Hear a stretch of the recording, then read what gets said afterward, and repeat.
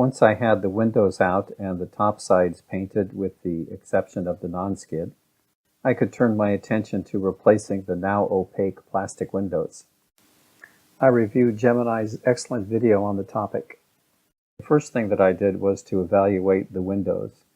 The ones on the side facing towards the rail are relatively small and less subject to wave impact. The windows facing forward, I'll call them medium and large, are more subject to wave impact.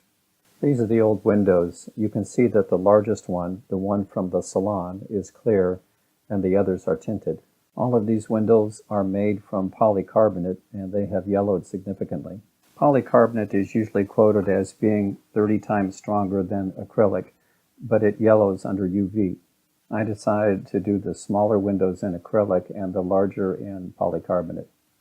Using the old windows as a template, I cut new ones to size with a jigsaw loaded with a plexiglass blade.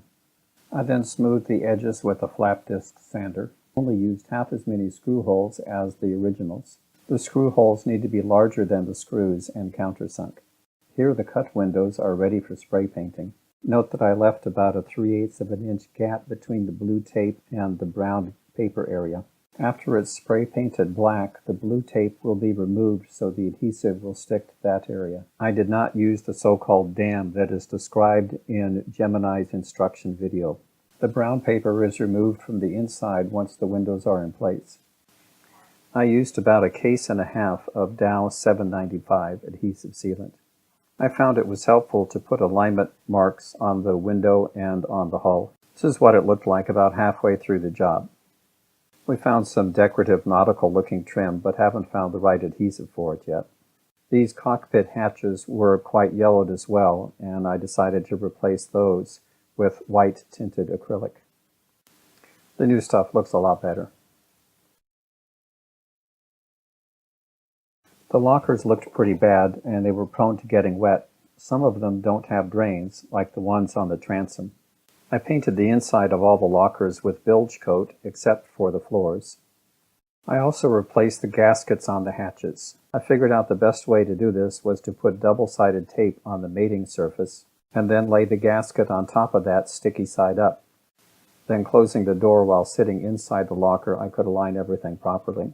I also made a ventilated and draining floor for the lockers from vinyl garden lattice and fence stakes, as you can see in this bottom view. This is what it looks like installed. The contents of the lockers have better ventilation and are drier now.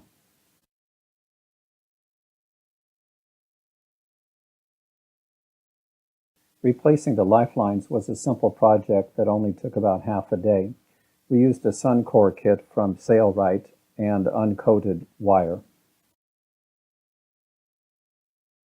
I was surprised to discover that the rod attached to my anchor chain wasn't tied to anything on the boat, so I added this secure cleat inside the anchor locker. I also added a heavy twisted shackle to the forestay plate. So now I have a secure place to attach a jack line.